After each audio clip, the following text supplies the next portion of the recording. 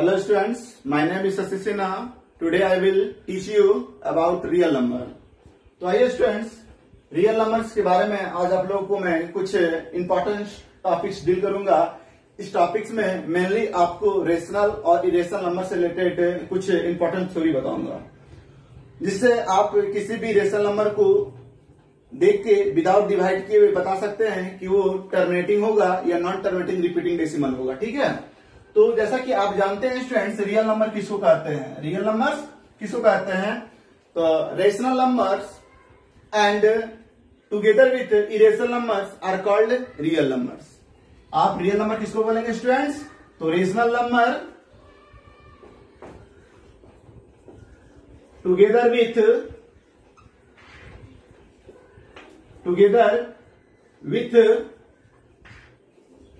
Irrational number are called real. Real numbers जो है students वो क्या है? तो रेशनल और इरेशनल नंबर का कॉम्बिनेशन है। तो आइए रियल नंबर को टू पार्ट्स में डिवाइड कर देते हैं। एक पार्ट में आप पढ़ेंगे रेशनल नंबर्स के अबाउट और सेकेंड में हम लोग पढ़ेंगे इरेशनल नंबर्स के बारे में।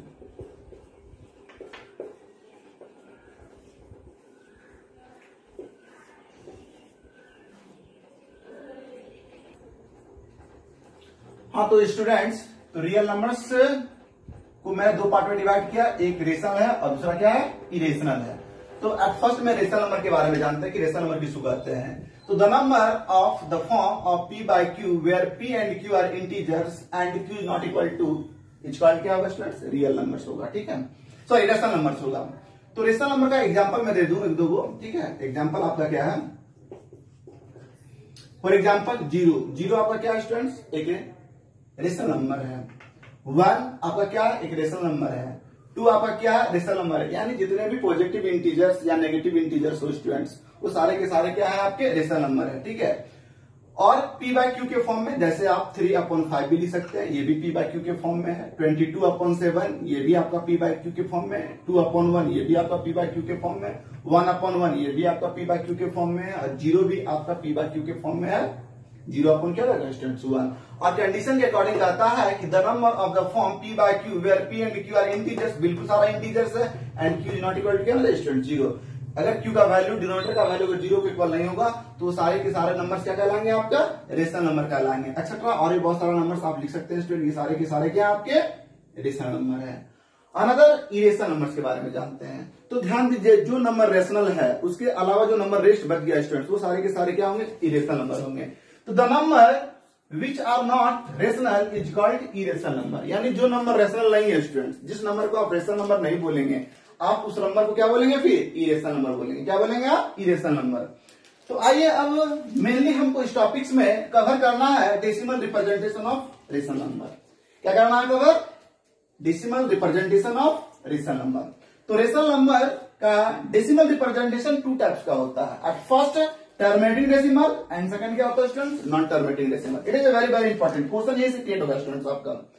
तो टर्मिनेटिंग डेसिमल कहते किसको है वो जाने, उससे अच्छा है कि आप एग्जांपल के हेल्प से इसको समझिए। एग्जांपल देते हैं हम। 1/4 का डेसिमल 4 क्या हो जाएगा स्टूडेंट्स? 0.25। यानी कि वैसे फ्रैक्शन का डेसिमल फॉर्म जो आफ्टर डेसिमल परफेक्टली यानी कंप्लीटली डिविजिबल हो जाए, आप वैसे डेसिमल फॉर्म को क्या बोलेंगे स्टूडेंट्स? टर्मिनेटिंग डेसिमल बोलेंगे। क्या बोलेंगे स्टूडेंट्स? Terminating decimal. एक एग्जांपल और देते हैं हम। जैसे एग्जांपल है 1/5। जब आप इसको डिवाइड करेंगे तो स्टूडेंट क्या हो जाएगा? 0.2। यानी आफ्टर डेसिमल ये फ्रैक्शन परफेक्टली डिविजिबल हो रहा है। क्या हो रहा है? परफेक्टली डिविजिबल हो रहा है। 0.2 आ रहा है। दैट मींस इस फ्रैक्शन का डेसिमल फॉर्म क्या कहलाएगा? टर्मिनेटिंग डेसिमल कहलाएगा। एक एग्जांपल और देते हैं। जैसे एग्जांपल है 17/8। जब आप इसको डिवाइड करेंगे स्टूडेंट तो क्या हो जाएगा? 8 2 जा 16। कितना बचा? रेस्ट 1 बचा हाथ में। तो 1 बचा तो पॉइंट देंगे आप, तो क्या हो जाएगा स्टूडेंट? 0। 8 1 जा 8। क्या बचा? रेस्ट 2 बचा। ठीक है, फिर पॉइंट दीजिए, पॉइंट तो दिया हुआ, फिर यहाँ 0 देंगे तो 8 2 जा क्या हो जाएगा? 16। क्या बचेगा? 4। फिर आपका पॉइंट तो दिया हुआ 0 एंड 8 5 जा 40। यानी क्या हो गया स्टूडेंट्स? आफ्टर डेसिमल ये 3 डिजिट्स के बाद क्या हो गया, परफेक्टली डिविजन हो गया, यानी कि आप इस फ्रैक्शन को भी क्या बोलेंगे, it is a terminating decimal of rational number, ये रेशनल नंबर का टर्मिनेटिंग डेसिमल कहलाएगा। ठीक है, अब आइए रेशनल नंबर का हम लोग नॉन टर्मिनेटिंग डेसिमल के बारे में जानने की, आखिर वैसे फ्रैक्शन जो non terminating decimal, sorry non terminating repeating decimal होगा स्टूडेंट्स, ध्यान रहे, नॉन टर्मिनेटिंग रिपीटिंग डेसिमल बोलेंगे आप। ठीक है, क्या बोलेंगे, नॉन टर्मिनेटिंग रिपीटिंग डेसिमल। तो आइए एग्जांपल के हेल्प से समझते हैं। वैसे फ्रैक्शन जो परफेक्टली डिविजन नहीं होता स्टूडेंट्स आफ्टर डेसिमल भी, फॉर एग्जांपल 1/3, जब आप डिवाइड देंगे स्टूडेंट्स तो क्या हो जाएगा, 0.3333 विल बी कंटिन्यू, चलता ही रहेगा। ठीक है, और ये डिवाइड आपका परफेक्टली डिविजन नहीं होगा। ठीक है, तो आप इसके इस फॉर्म में भी लिख सकते हैं, 0.3 के माथे पर रैकरिंग भी बोलेंगे स्टूडेंट्स इसको आप। ठीक है, तो 0.3 के ऊपर बार दे दिए तो आप इसे रिप्रेजेंट करेंगे 0.3333। ठीक है, तो वैसे फ्रैक्शन जिसका आफ्टर डेसिमल भी कंप्लीट डिविजिबल नहीं होता है, तो आप वैसे फ्रैक्शन का डेसिमल फॉर्म को क्या बोलेंगे, नॉन टर्मिनेटिंग रिपीटिंग डेसिमल। देखिए रिपीट हो रहा है धीरे धीरे। एक एग्जांपल और देते हैं स्टूडेंट्स आपको, फॉर एग्जांपल 1/6, तो क्या हो जाएगा 0.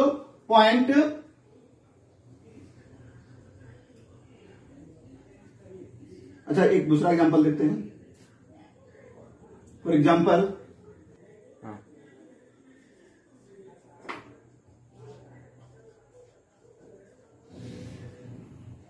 यानी क्या है, एक फ्रैक्शन 4/11 है, इसको आप जब डिवाइड करेंगे स्टूडेंट तो क्या होगा 0.363636 विल भी कंटिन्यू चलता रहेगा।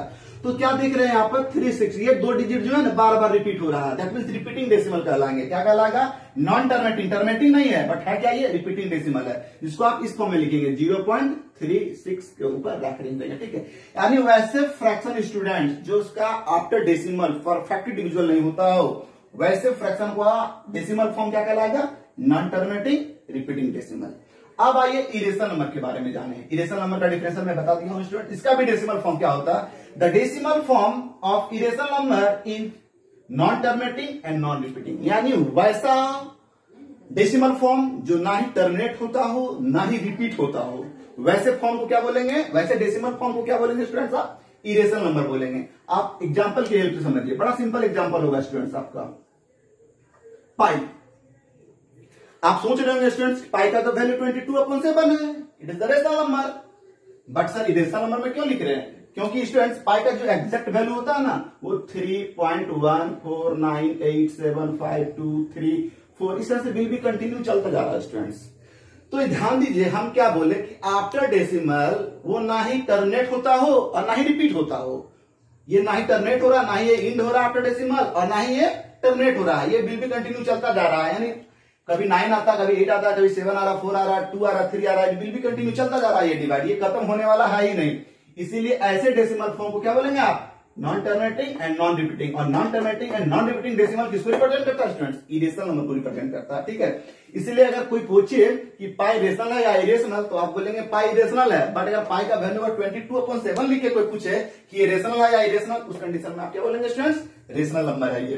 ठीक है, पाई का जो वैल्यू 22/7 लिया गया है स्टूडेंट्स, ये अप्रोक्सीमेटली वैल्यू मैथमेटिशियन के द्वारा लिया गया है, ये फ्रैक्शन में लिखा गया है इसीलिए इसको रेशनल बोलेंगे, बट ये डेसिमल फॉर्म में जब भी लिखेंगे आप तो आप इसको बोलेंगे non terminating non repeating decimal. आइए एक एग्जांपल और देते हैं, जैसे 0.202002 लिखते रहिए ना, कुछ भी लिख दीजिए ना, कुछ भी लिख दीजिए आफ्टर डेसिमल, कुछ भी, खाली ये ध्यान दे कि वो टर्मिनेट नहीं होना चाहिए और ना ही वो रिपीट होना चाहिए, बस उसके बाद आप कुछ भी लिख दीजिए तो क्या आएगा, क्या, non terminating non repeating decimal. और ऐसे डेसिमल फॉर्म इरेशनल नंबर के फॉर्म होंगे स्टूडेंट्स। तो मैं मेनली टर्मिनेटिंग डेसिमल और नॉन टर्मिनेटिंग डेसिमल से इंपॉर्टेंट क्वेश्चन लेकर आता हूं जो सीबीएसई के एग्जाम के पॉइंट ऑफ व्यू से बहुत इंपॉर्टेंट है। तो आप किसी भी फ्रैक्शन को देखकर बता पाएंगे स्टूडेंट्स कि वो टर्मिनेटिंग होगा या नॉन टर्मिनेटिंग रिपीटिंग डेसिमल होगा। ठीक है, तो इसके लिए मैं एक इंपॉर्टेंट पॉइंट आपसे शेयर करने जा रहा हूं, उसके बारे में पहले जानते हैं, उसके बाद मैं क्वेश्चन कराऊंगा। ओके स्टूडेंट्स, तब तक आप वीडियो को पॉज करके सारे नोटिफिकेशन जितने भी बताए गए हैं सारे को नोट कर लीजिए और सारे को मेमोराइज कर लीजिए आप माइंड में।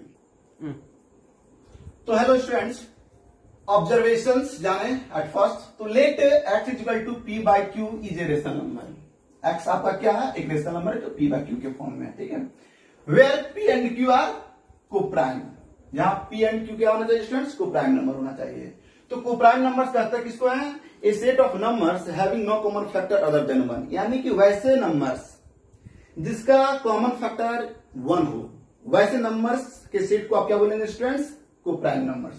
फॉर एग्जांपल जैसे मान लीजिए 2 और 3 है, ये सेट है, ठीक है, ये दो नंबर्स को आप क्या बोलेंगे स्टूडेंट्स, कोप्राइम नंबर्स। क्यों, क्योंकि दोनों का एचसीएफ क्या आ रहा है आपका 2 है, यानी कॉमन फैक्टर 1 होना चाहिए स्टूडेंट्स, तो वैसे नंबर्स को आप क्या बोलेंगे, कोप्राइम नंबर्स, ठीक है।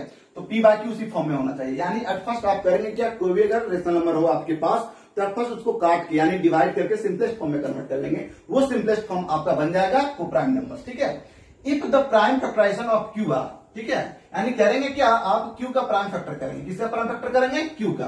तो दो केस में होगा स्टूडेंट्स, नंबर 1 कि q is equal to 2 to the power m और 5 टू द पावर n और 2 to the power m into 5 to the power n। यदि आपका प्राइम फैक्टराइजेशन q का 2 to the power m only इस form में हो, या तो फिर only 5 to the power n के फॉर्म में हो, या तो फिर 2 to the power m into 5 to the power n के फॉर्म में हो, यानी ये तीनों केस में से कोई भी एक केस को फॉलो कर रहा है q, तो आप क्या कहेंगे उसको स्टूडेंट्स, टर्मिनेटिंग डेसिमल। क्या बोलेंगे आप उससे, टर्मिनेटिंग डेसिमल।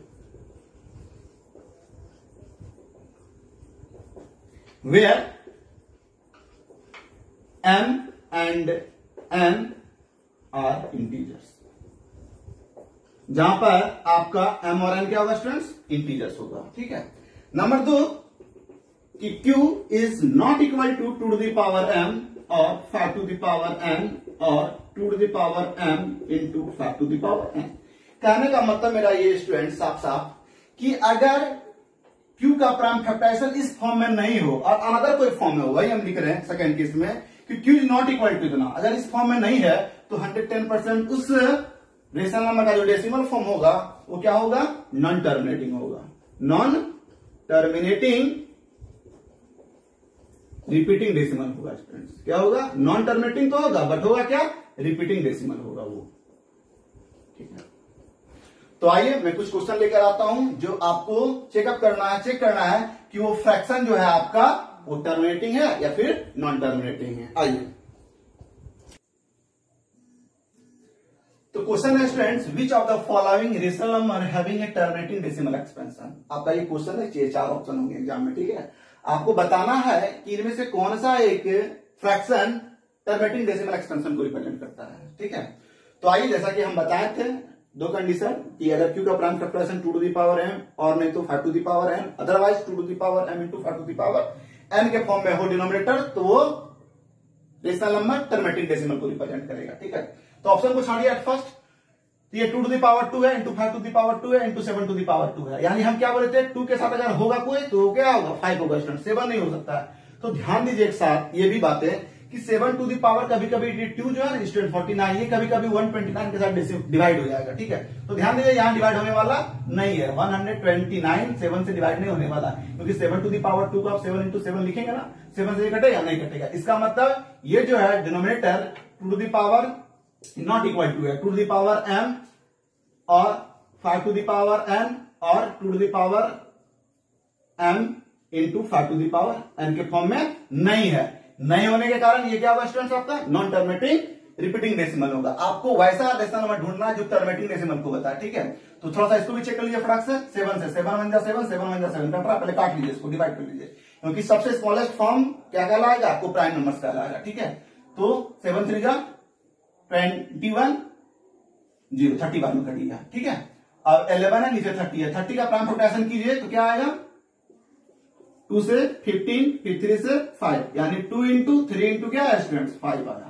यानी हम क्या बोले थे कि 2 इंटू 5 के साथ 3 नहीं होना चाहिए, यानी 2 इंटू 5 होना चाहिए, ठीक है। तो 3 हो गया, तो ये भी आपका rational number non terminating repeating decimal को रिप्रेजेंट करेगा। ये 441 जैसा कि आपको याद है 21 का होल स्क्वायर होता है, आप इसे लिख सकते हैं 441 को डायरेक्ट आप लिखिए, नहीं भी लिखेंगे तो कोई दिक्कत नहीं, डिवाइड कर लीजिए 3 से कीजिए, 3 1 जा 3 3 4 जा 12 3 7 जा 21, फिर 3 से काटिए, 3 4 जा 12 3 9 जा 27, फिर 7 से 7 7 जा 49, यानी 3 स्क्वायर इंटू 7 स्क्वायर, यानी ये भी denominator two to the power m into 5 to the power n के फॉर्म में नहीं है, यानी ये भी फ्रैक्शन आपका नॉन टर्मिनेटिंग रिपीटिंग डेसिमल को बताएगा, यानी 110%। ये जो रेशनल नंबर है ये आपका टर्मिनेटिंग डेसिमल को बताएगा। ठीक है स्टूडेंट्स, टर्मिनेटिंग डेसिमल को बताएगा ये। जरा चेक कर ही ले।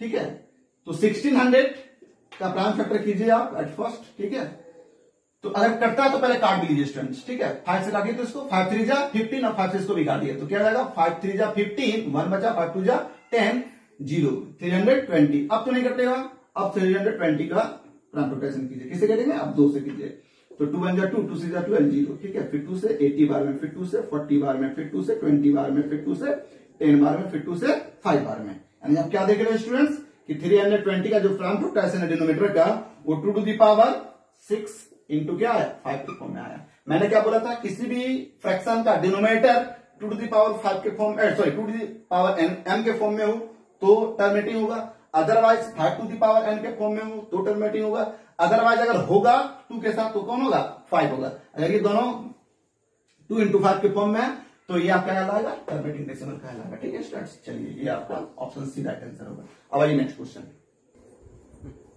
तो नेक्स्ट क्वेश्चन है स्टूडेंट्स आपका, इट इज वेरी इंपॉर्टेंट। इस बार सीबीएसई ने क्वेश्चन पूछा भी था कि द डेसिमल, क्वेश्चन नंबर 2 है स्टूडेंट्स आपका, the decimal expansion of the rational number 11 upon 2 to the power 3 into 5 to the power 2 will terminate after how many decimal places, कितने decimal places के बाद ये जो टर्मिनेट हो जाएगा स्टूडेंट्स, डेसिमल क्या हो जाएगा आपका टर्मिनेट हो जाएगा। तो ध्यान दीजिए, एकदम मतलब झपटते आंसर हो सकता है स्टूडेंट्स आपका। क्या करेंगे आप, बड़ा सिंपल होगा कि 11 upon 2 to the power 3 into 5 to the power 2, यानी करना क्या है कि रेशनल नंबर का जो डिनोमिनेटर है स्टूडेंट्स उसको आपका प्राइम फैक्टराइजेशन करना क्या है प्राइम फैक्टराइजेशन। तो ध्यान दीजिए इस क्वेश्चन में तो ऑलरेडी प्राइम फैक्टराइजेशन किया हुआ है, यानी कि 2 to the power m into 5 to the power n के फॉर्म में ऑलरेडी दिया हुआ है आपका। तो क्या करेंगे आप, सिर्फ देखिए कि आपका जो पावर है वो कौन सा मैक्सिमम है, 2 मैक्सिमम या 3 मैक्सिमम है। तो मैक्सिमम क्या पावर स्टूडेंट्स 3 है यहाँ पर, तो आप आंसर बोल दीजिए 3 डेसिमल प्लेसेस के बाद। फॉर एग्जाम्पल एक और तरीका है, जैसे अभी 3 अपॉन 320 के बारे में सीखा अपने स्टूडेंट्स।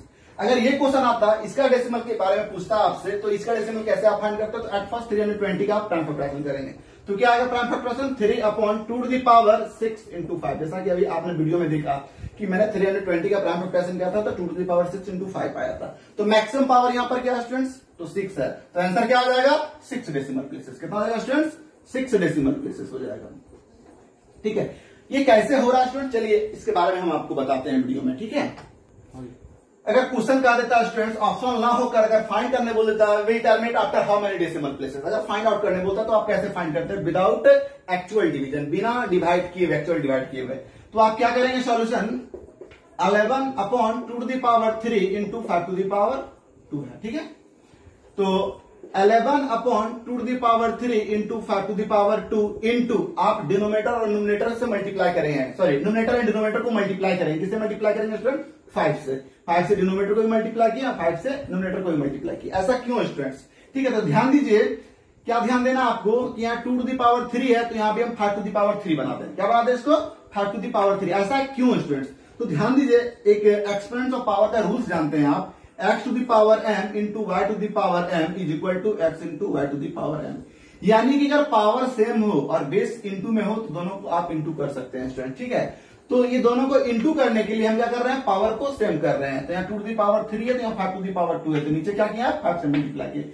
अगर डिनोमिनेटर को 5 से मल्टीप्लाई किए तो न्यूमरेटर को भी आपको 5 से मल्टीप्लाई करना होगा ताकि दोनों का वैल्यू कट के रिजल्ट क्या है स्टूडेंट्स 1। इसका मतलब है हम किसी से मल्टीप्लाई नहीं किए। ठीक है, आइए, यानी इक्वेशन अभी भी इक्विलिब्रियम में है। तो 11 इंटू 5 क्या रहेगा स्टूडेंट्स, 11 5 से 55 और ये क्या रहेगा 2 to the power 3 into 5 to the power 3। तो आप 55 अपॉन बेस से, सॉरी पावर सेम हो गया तो बेस को आप क्या करेंगे मल्टीप्लाई, 2 5 क्या रहेगा स्टूडेंट 10 और 10 का पावर क्या रहेगा आपका 3। तो 55 अपॉन 1000, क्यों, क्योंकि 10 का पावर 3 है तो 10 इंटू 10 इंटू 10 यानी 3 टाइम्स लिखेंगे, 10 इंटू 10 इंटू 10 तो क्या हो जाएगा स्टूडेंट 1000 हो जाएगा। ठीक है, अब 1000 से डिवाइड देना काफी सिंपल है क्योंकि 3 डिजिट्स बिफोर क्या करेंगे आप 0 बिठाएंगे, तो क्या हो जाएगा 550.0 यानी 3 डिजिट बिफोर आपको करना है 1 बिठा देना है, ये आपका डेसिमल हो गया। तो कितना डेसिमल बिफोर आया पॉइंट स्टूडेंट, तो 3। तो आपका रिजल्ट क्या होगा 3 डेसिमल प्लेसेस। अगर फाइंड आउट करने बोलता तो आप फाइंड आउट कर सकते हैं 0.055, ये आपका रिजल्ट हुआ स्टूडेंट।